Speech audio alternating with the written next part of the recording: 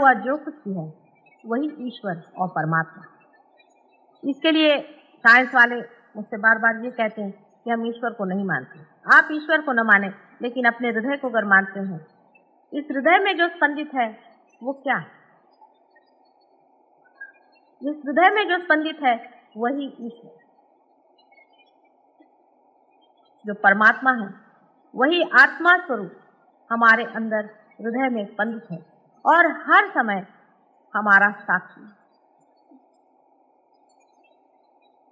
हमारे हर एक कार्य का वो साक्षी है और हर एक चीज वो देखता है।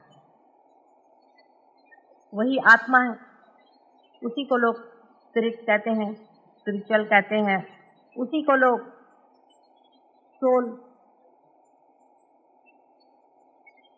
जीवात्मा, जब वो जीव धारणा करता है तो उसे जीवात्मा आदि शब्दों से जानते हैं। ये जो अपने हृदय में बसा हुआ एक साक्षी स्वरूप परमात्मा है, उसकी शक्ति जो शुरुआत में आद्या शक्ति,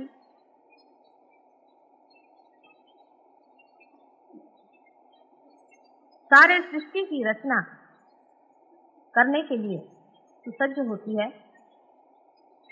उस वक्त उसमें 3 तरह से परिवर्तन आते हैं या वो अपने को परिवर्तित करती है। पहले तो उसे ये इच्छा होती है कि मुझे बच्चा होना चाहिए,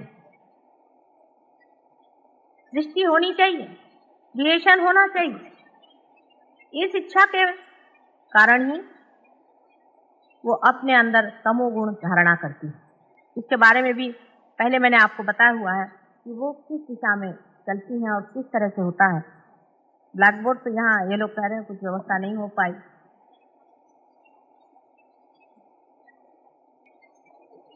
पहले जो इच्छा की जाती है, इच्छा करना आवश्यक, उसी से तमोगुण का वलय तैयार होता है।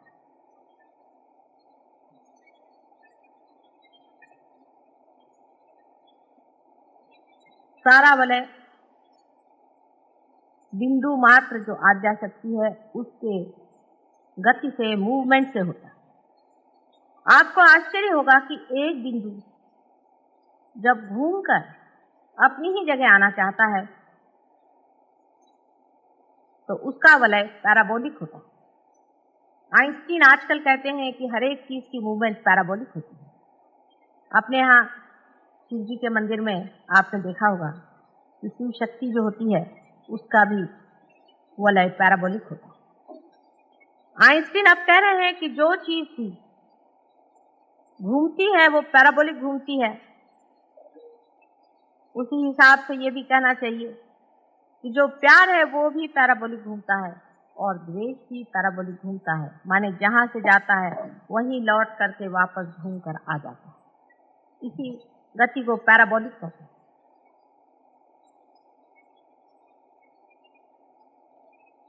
इसी प्रकार के पहले वलय के आकार को हम कह सकते हैं कि जिसने तमोगुण की रचना संसार में की। जैसे एक पंखे में 3